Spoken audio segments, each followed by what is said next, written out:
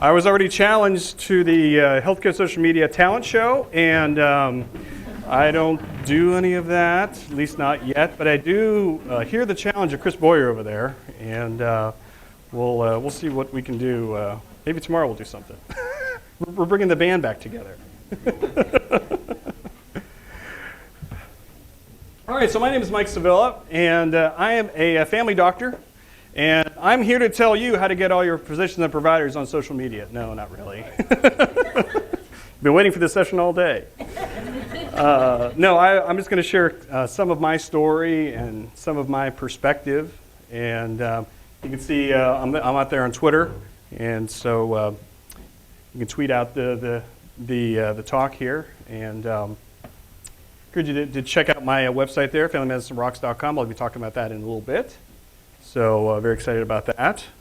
Thank you so much for the invitation to come here. And New York is always great this time of year, so it's always fun to be here. So we're talking about social media. So a lot of people think social media is this, okay? And I always like to try to gauge my audience because I can hear the laughter through the room to see how much you're using social media. So yes, the joke keeps going on as people get lower down on the Foursquare, Instagram, YouTube, LinkedIn, Pinterest. Okay, so how many people are on at least one of these? How many people are on like 3 or 4 of these? All right, cool, very good, very good. So a lot of people think social media is this.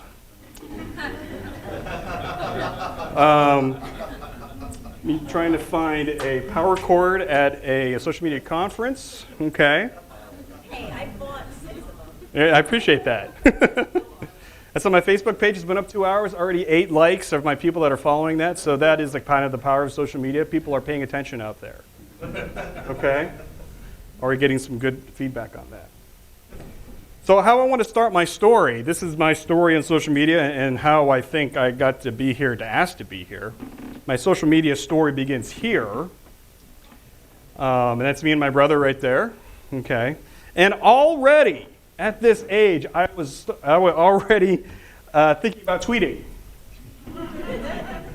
But it was a little bit different back then. So I'm a family doc in a small town in northeastern Ohio called Salem. And in fact, yesterday, the vice president was there to talk to our firefighters and things. It was in Youngstown, Ohio yesterday. So they're knowing about us a little bit. So I am in full-time private practice. Okay, I have a job where I see patients 5 days a week in the hospital and in my office and in the nursing home. Go family medicine. Woohoo! I'm in a group with 4 other family docs and a nurse practitioner. And yes, I do social media. I know. Ask me the time question later. How do I fit it all in? So back in 2005, at the end of 2005, I was sick, I was ill, and I couldn't work for a week. Drove my wife nuts.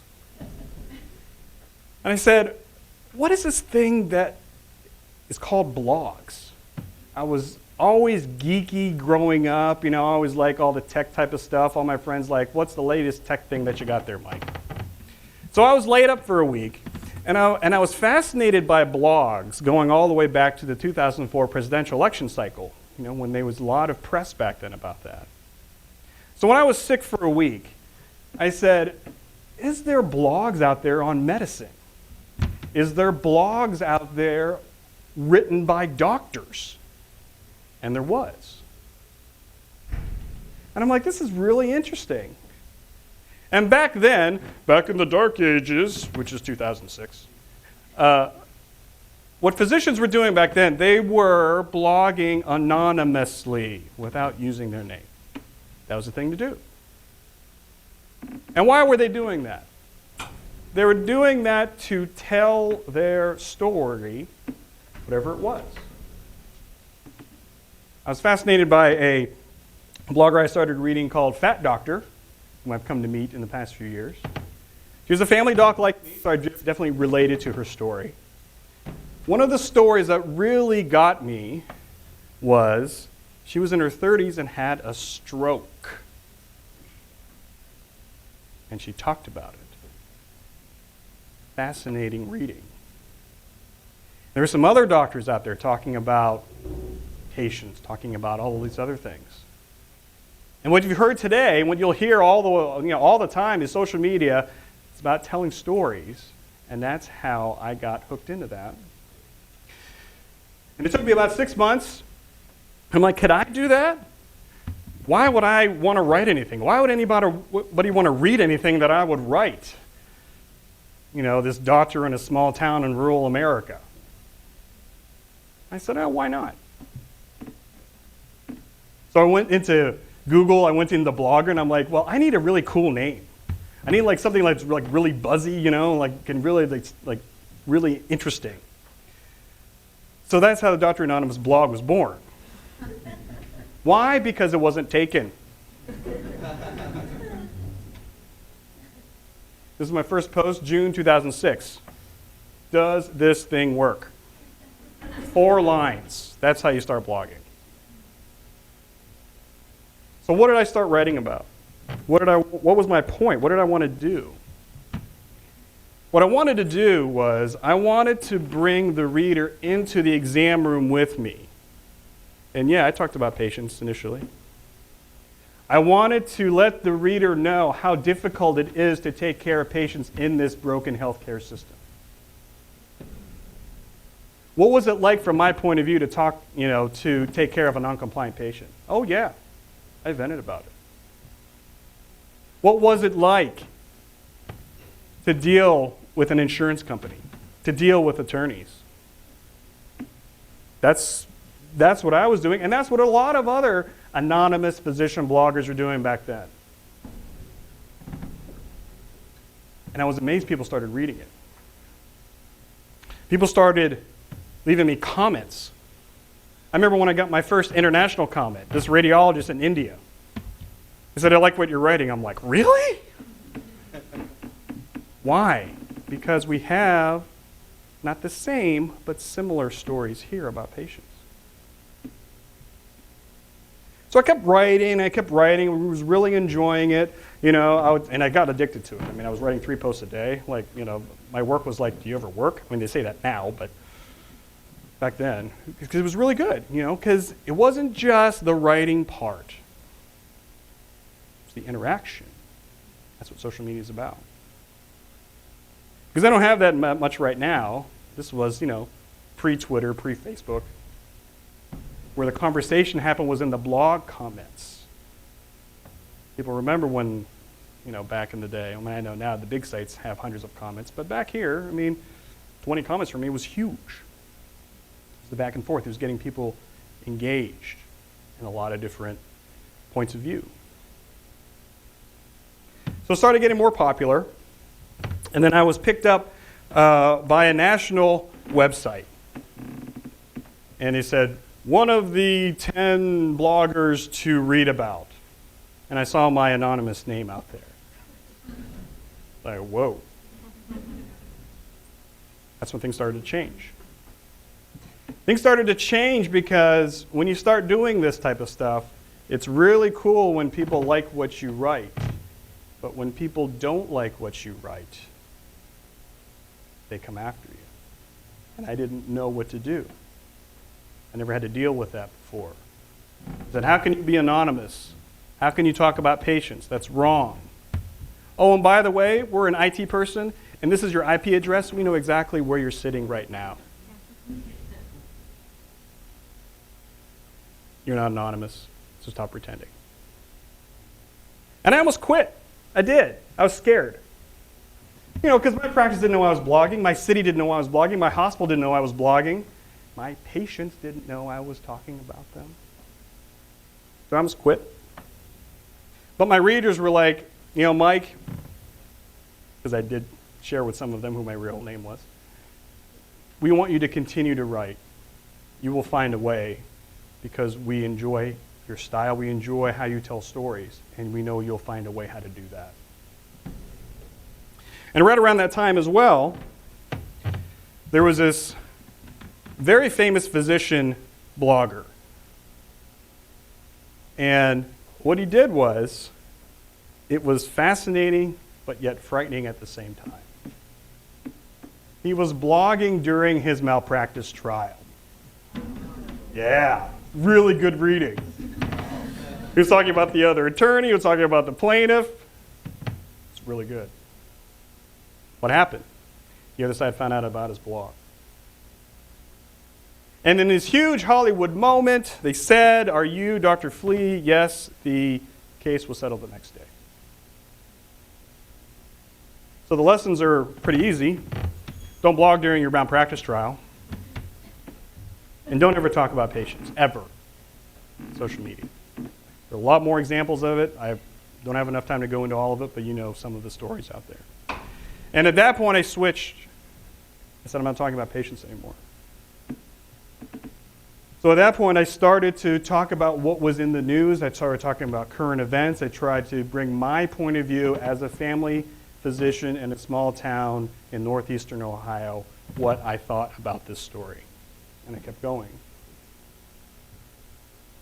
Then I started dabbling in some other things in social media. I started doing audio podcasts. I started doing YouTube videos. Why? Because I'm geeky. I was interested in it. I'd like to innovate. And of course I fail, at some point, but you learn from it. And then, as the years went on, some good things started to happen. And I got a call from Medical Economics magazine, which all the docs will know what that is. And they said, we want to talk to docs who are using social media. I'm like, sure, why not? So it was a really nice interview. And they said, we're going to send a photographer out and take some pictures. And I'm like, oh, all right, so maybe I'll just get a little, picture on page 15. And actually, one of my Facebook friends put this on my Facebook page when it came out. This is December 2010, December 6th issue. And it just really floored me.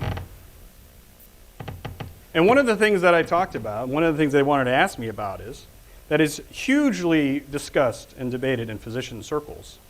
Do you friend your patients on Facebook? Mm-hmm. And the discussion is all over the board. You're going to get physicians and providers say absolutely not. You can see physicians and providers that say that's fine. Me, I'm kind of in the middle. For example, if I've known this person for a long time, even before media presence or before I started practicing here, sure. But it's not a blanket policy. So I talked about that. And I got more calls for interviews and things. And one day I saw this blog post here.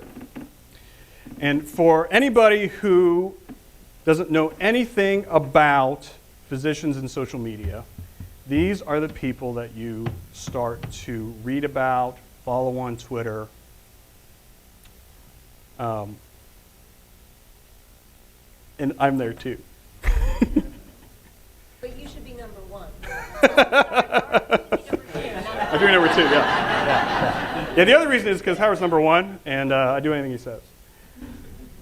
So about a year and a half ago, some of friends of mine said, Mike, you got to come out as yourself. You can't do this anymore as Dr. Anonymous. You have a message to give to people, so you should change. It was about a year ago that I kind of rebranded myself, which is a whole different discussion, but fascinating. And now I'm at FamilyMedicineRocks.com. I'm Dr. Mike Sevilla on Twitter. And what do I talk about now? I talk about things that I'm passionate about, family medicine. And how I think that family medicine has the solutions to fix our broken healthcare system. And you can read all about it. I do audio podcasts, I do videos. I've been lucky enough to have the hospital have me do some interviews about general health issues, put that on my blog. I really think that physicians need to be out there, not only in social media, but traditional media as well. So that's about me. Okay, so we're going to shift a little bit. And we've talked a lot about patients. Okay. And if you haven't heard about e-patients yet, you should. So e-patients are, whatever the E that you want it to stand for. Electronic patients, empowered patients. And for the docs, when I tell physicians and providers they're going to be in your office if they're not in your office already. And I tell physicians and providers, it will be patients that drive physicians and providers to use social media. Every single day in my office, I have patients bring me something. Say, Dr. Cervello, what do you think about this? I found this on WebMD.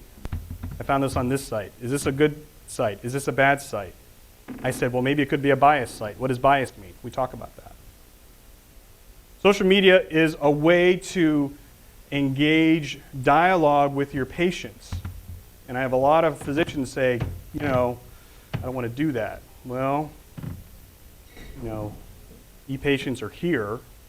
You have to figure out how that you're going to deal with it.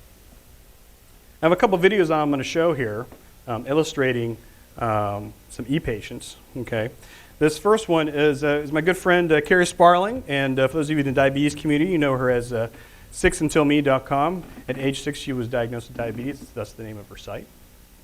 And what does she do? She started her blog because she thought she was the only person in the world with diabetes. She wanted to reach out to see if there are other people like her. And if you go to her website, she has some great stories.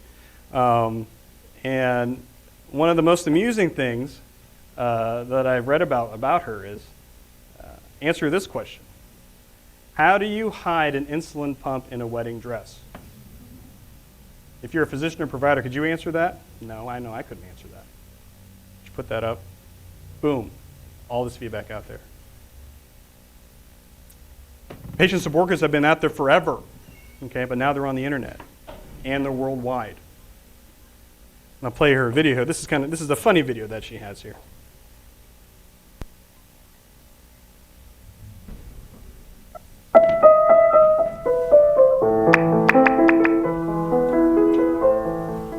The noise. You know the noise I'm talking about. That song that the pump plays when it has issues and it needs something, wants to be primed or wants a battery or needs a hug or whatever it needs. That noise, that song is ingrained in my head. It's Pavlovian. I mean, I hear it go off and I immediately get angry. So I needed to switch things up to keep my sanity sane. So what I decided to do was to finally make use of the software. My first goal was to make a logbook, and like a real logbook, one that I look at on a week-to-week basis, not something that I jot down, feverishly in the endo's office. You switch pens that you're using, and you try to like crinkle the edges of the paper so it looks like you have been keeping this logbook for years, and it looks so tattered, like a pirate's treasure map. But it's not. It's the logbook you started and finished while you were sitting waiting in their office. You know the drill. That was the first thing I did with the software. But the second thing I did, and this was the part that oddly enough was most important to me, was I got rid of that song. I wanted to change this song, but I didn't have the owner's manual handy because I just didn't have it out that day. So I went online and I Googled how to change the song in my Animas Ping, and lo and behold, someone on 2diabetes.com had the answer, so I read through the threads, and I was actually able to change it within just a couple of minutes, and there were all these other songs uploaded in there too, so now I have plenty of options for when the beeping starts to make me mad, and not mad in like an angry way, mad in like a lunatic way. My pump is now not just trilling at me, it plays 80s music, and that brings me great unadulterated joy.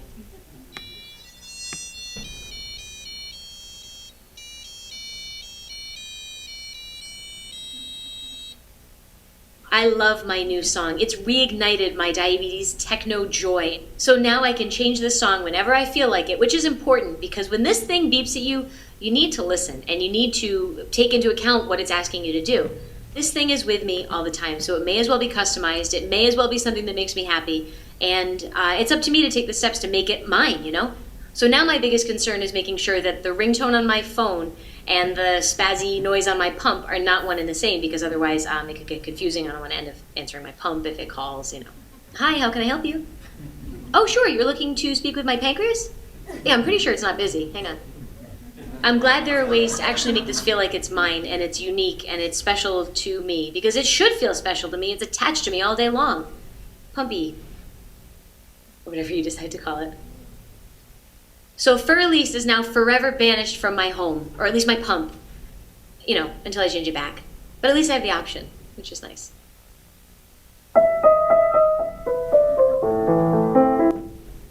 So why is that good? I mean, it's, first person. She shares her story of a problem that is unique to her. It's funny.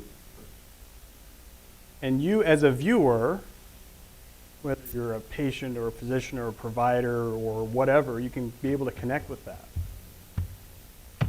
Let me ask you, do the people that you take care of, do they blog? Do they do videos?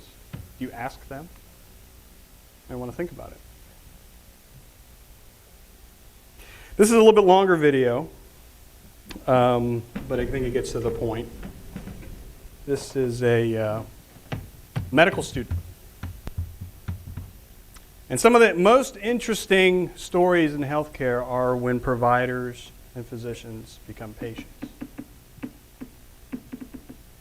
So her story, which she'll tell you in a lot better way than I can, a first-year medical student, right before finals week, gets diagnosed with breast cancer. Social media could not, this would be the only way to tell this story, and I'll play this video here for you. So yeah, it started at the end of the school year. I was studying for finals and getting everything ready for the summer, and kind of hit a major roadblock that I didn't have expectations for. I have no history of breast cancer in my family. We don't even really have much of a history of cancer. So it's probably the farthest thing from my mind. I was thinking more of, okay, what specialty do I want to go into, and all of those things that most med students are thinking about. And had gone for a run and got home from my run, and I was taking off my running bag, and the strap knocked my breast. And it didn't hurt, but it didn't feel right. And it was just this very strange sensation that I couldn't really describe. And so as all good med students, we think we know everything that's going on. And so I was doing a breast exam. Do I feel something? Don't I? And it was enough that it stuck with me that I thought about it all day. And I was thinking, oh, I'm probably overreacting. It's probably nothing. But the next day, I still had this sensation. Mm-hmm. So I had my preceptor that night, and our preceptors are local doctors that we are assigned to, that we shadow all year and work on our clinical skills with. And as I was walking in with my partner from our class, I said, you're going to think I'm being so dramatic, I said, and overreacting. I said, I think you might ask her to do a breast exam. I kind of felt something and I wasn't sure, and I'm sure it's nothing, but hey, maybe you'll get to learn how to do a breast exam tonight. And he kind of laughed, and so I asked her if she would, and and at first she pulled out the gown to put on, and and I was thinking, oh, it's not that big of a deal. We don't really need to go through this. It's probably nothing. And she said, no, you're here. Let's go ahead and do it. So we went through and did the full exam, and she started on the side that I didn't feel anything, and she said, everything feels normal, everything's great. And then she went to the other side, and immediately she said, Casey, I can already feel something. And I was kind of like, oh, okay. And that wasn't the news I was expecting. And that night was actually probably the hardest night, because that night was the night I had to call my parents and tell them that I found a lump. And my dad, being a physician, was reassuring to me, saying, oh, these are normal, it happens. But something in my gut told me that this wasn't a normal thing. And I, want to think that I had a good sense of it. But the doctor immediately said she wanted to do more testing on it. Mm-hmm. The next morning, the hospital called, and they had set me up for a mammogram, an ultrasound, and a biopsy. And so about 10 days later, I had those done. And I did call my mom and asked her to come down and be with me for that, because I thought, oh, it's probably nothing, but I could potentially be getting some bad news here. Sure. And so she came down, and the radiologist said there are actually 2 lumps that we found, and I would be very surprised if they were benign. Wow. And for 10 days I'd been talking to everyone, and everyone has had lumps and everyone has felt it, and so you didn't have that expectation. Right. You know, you're thinking it's going to be a cyst or it's going to be just fibrous tissue, and to hear that, luckily he said cancer before I had to my parents, so I didn't have to be the one to tell my parents, because that was very difficult. And I have 5 brothers and sisters, and I couldn't tell them either. I made my parents tell them, because that's just news that you don't want to hear. So I had all the testing done on a Thursday, and Monday night, it was actually the Monday of finals week, of course, you know, timing is everything. And so the Monday of finals week, about 7 o'clock at night, my doctor called and said that of the 2 lumps, one of them was benign, but one was malignant. And I would have to have surgery and need to get it taken care of pretty quickly. So I met with a number of surgeons. I'm from Akron, Ohio, so I met with surgeons and oncologists up there, and then I also met with surgeons and oncologists down here in Dayton, and really tried them on for size. And I found there were a number of awesome doctors, but I found the one that was right for me. And my surgeon was down here in Dayton. So we scheduled that, and they wanted to get it done right away. And I was thinking, okay, how can I schedule this around school? And well, maybe we should do this. And you quickly learn that you don't have control of things. And this suddenly takes on the most important thing that needs to happen. School had to be put in the background. All my summer plans had to be put in the background. And I had to focus suddenly on being a patient instead of being a med student, which is not an easy transition to make. I would much rather be wearing the white coat than talking to the person in the white coat. I'd rather be wearing the white coat than be the one talking to the person in it. This is why video is the most powerful way to tell a story in social media. If you're not doing video, look into it. Just as a follow-up, she did well. Preliminary treatment, got back into the curriculum the next year. And but this is something that she really felt passionate about sharing her story, not only to anybody with breast cancer, but people in her peer group. So what I'm going to do now is I'm going to ramp things up here a little bit. So with the few minutes that we have left. Okay, that was the why. This is the how. Okay. This is what I tell providers and physicians about how you can start doing social media. Okay, first is marketing. This is our cute little community hospital in Salem, Ohio. Okay, our big news story last week, we're building a patient tower. Woohoo! Big news. I mean, it is big news. I mean, $42 million for a little town adds big bucks. Okay? So if you're in a hospital system, you're a physician, you're a provider, whatever you are, this is free marketing. Okay? That should be the easiest way to get people to say, oh, that's interesting. And you remember, 10, 15 years ago, people were talking about, oh, what's the line item for print or for radio or for television? This is zero. Next, I talked to physicians and providers about online management. This is a whole 3-hour talk right here. Okay? But how I boil it down to physicians and providers is when they tell me, Mike, social media is a fad, it's going away. What I tell them is, go to the computer, turn it on. That little thing over there is called a mouse. Okay? Type your name, hit enter, what do you get? Okay? What a lot of physicians and providers are surprised about is that their first link is not when they were physician of the year of their town last year. Okay? It is a physician ratings site like HealthGrades. Okay? And they go, oh, what's that about? And they read it and they're like, oh! Patients are talking about you and you not even know it. This is for hospitals too. If you're in a hospital, check it out. Okay? That's usually gets some physicians all worked up. And then we start a dialogue then. Next is storytelling. Okay? Saw this last week. Time Magazine. Okay? This is Wendy Sue Swanson out in Seattle. Seattle Mama Doc. Arguably the most popular pediatric blogger out there. It was funny last week when this cover came out. We're like, Wendy, write something. We want to hear what you have to say. And she's like, oh, well, you know, I'm hanging out with my boys in the morning, and I don't know if I want to do. I'm like, come on, Wendy. Tease that. She's good. So this is what she wrote about last week. Okay, go to Seattle Mama Doc. Okay, check it out. This is her story behind the cover. Okay, what she thinks about it. So whatever you're in, whatever specialty you're in, whatever news story, tell your story. The other point that I tell physicians is that not only can you tell your story, you can clarify other people's story, which may be the wrong story.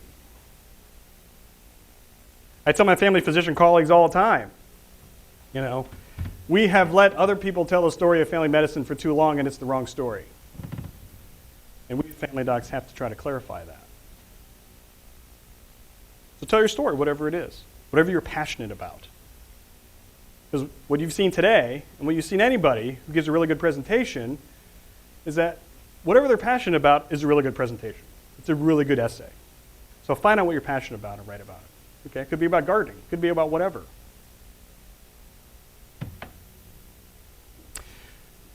Social media is also about finding community. Okay? We all know about patient communities. Okay? Talk about that all the time.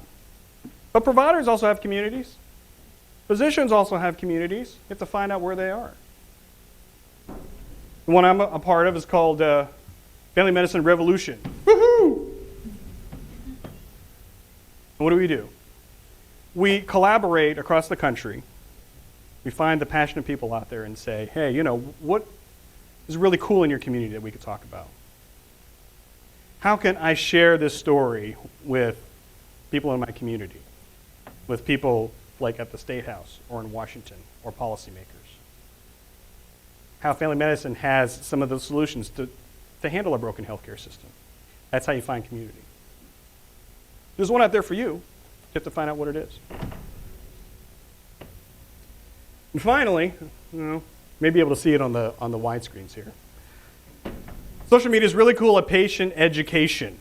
And I'm going to play this video here for you. And how many people have seen The Hangover? Have you seen The Hangover? You may notice one of the guys in this here. This is from and funded and recorded by the American Heart Association. What? Yes. This is really good.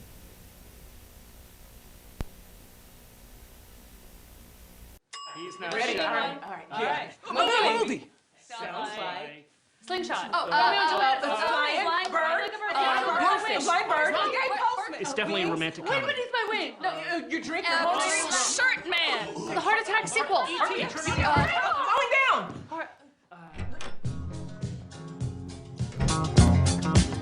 Well, you can tell by the way I use my walk. I'm a woman's man, no time to talk. Music loud, really want being kicked around since I was born. It was all right, that's okay, and you may look the other way, but we can try to understand. This ever happened to you? Harmless game of charades based on film titles turning into a sudden cardiac event? Bam! Shaklacky! No? What? Think you're better than me? Well, it happens, all right? It's a real-life situation! I got my daughters here. Call 911. Push hard and fast, okay? Focus! And yes, the beat of staying alive really works. Shama!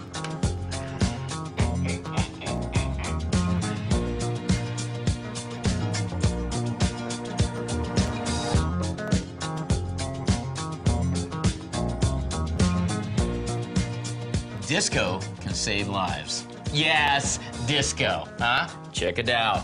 What do you think? What? Dance party! Ah!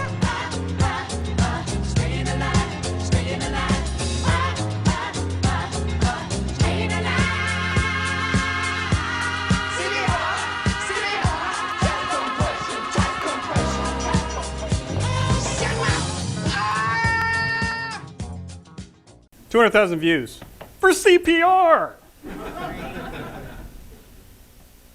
You're going to see a lot of organizations taking advantage of this now, okay, patient education. So you can just clarify what your message is and just kind of go for it. My last slide, and we've talked about Brian Veravidian already, even though he's here, but he's not here. But when I first met him, one of the things that he told me was that physicians have a moral obligation to be on social media. Really? Why is that? And this example has been used many, many times today already. And when you Google, vaccines and autism, what do you get? Especially 2 years ago, a lot of anti-vaccine stuff. But his example back then was that there are about 50,000, 60,000 members of the American Academy of Pediatrics. What if they taught each one of their members how to do one blog post a year about vaccines and autism? What would happen to that search stream? You get all the right stuff. So social media is powerful. Physicians and providers need to know about that. And how I, tell physicians about it, are things like reputation management and things. Mayo Clinic also has, a lot of great examples of it. I tell physicians, especially primary care docs, there are things in your office that you talk about 15 times a day. This is why you should not be on antibiotics. Here's a flip cam. Do it once. Do some data research and say, hey, I know we have 3 seconds in this appointment. You should not need antibiotics. This is the short answer. If you want the long answer, go to the website. It has all kinds of good data for you. This is why physicians should do this. How do I have time to do this? My most frequent question. It's tough, okay? It's not easy, okay? I carry a full load of practice, okay? I try to weave this in when I can, okay? I can get into it a little bit later, maybe during our panel session, but there are a lot of tools out there that physicians and providers can use to try to streamline the process, to make it look like you're on Twitter all the time, even though you may be on the beach somewhere, okay? There are some good tools out there to help physicians and providers use social media, interact on social media, and this is why they should do that. So I'll entertain any questions, but what I will do is I will ask my panelists to come up front, and I will answer any questions as we kind of get ready for our panel session. But I'm happy to answer any questions before we start our panel. Yes?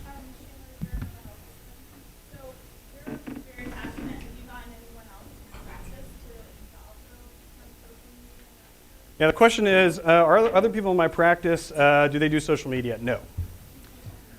But as they've seen me do more stuff, and they're like, hey, Mike, I saw this cover in my office. Like, what? Can you tell me a little bit more about it? So I've gotten some opportunities to dialogue, not only with the physicians in my practice, but for the people in my community and for physicians that I go to conferences with and talk about social media.